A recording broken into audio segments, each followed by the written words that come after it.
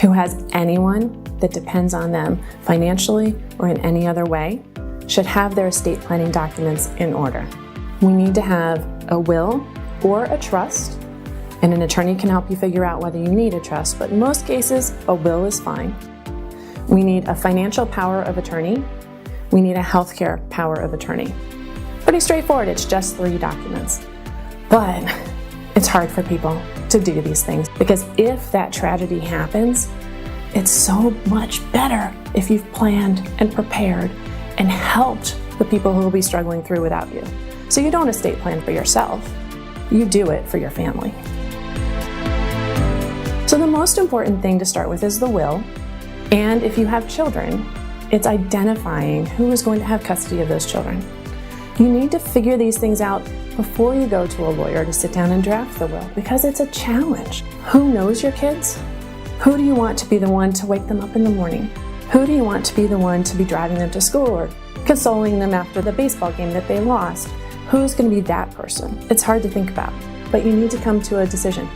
You don't have to get permission from the people you name as guardian, but it may be a good idea.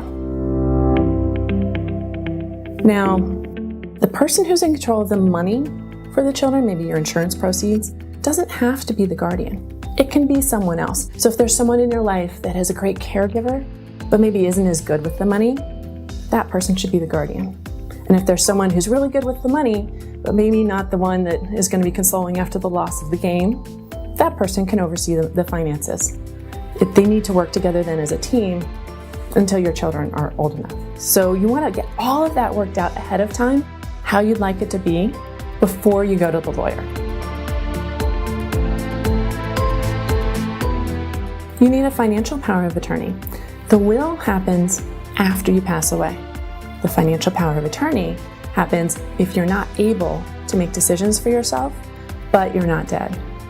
This is the person who is going to act as your agent related to all of your financial transactions, from your bank account to your IRA to your work retirement plan. All of those need somebody designated to act for you if you're still alive but not able to act. In most cases, people name their spouse as their agent. But what if there's a common accident? What if you both are unwilling or unable? You need to name a contingent.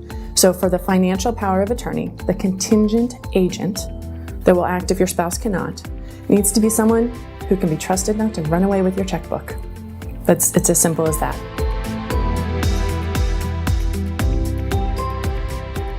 You also need a healthcare power of attorney. This designates a person to make decisions related to your healthcare. Now, sometimes they include what's known as an advance directive, where you're actually saying, under this circumstance, I want this to be done. And that's your direct instruction to the doctors, the care providers. But you can't identify every possible circumstance. So you need to have a human being who can look at the circumstance and say, this is what she would have wanted. Name your spouse as the primary, but who's the contingent? The contingent for your healthcare power of attorney needs to be someone who has the intestinal fortitude to carry out your will. Not theirs, not their other parents, but your will. So it's really important to think hard about that, identify that person, and then, in this case, you have to have a conversation with that person.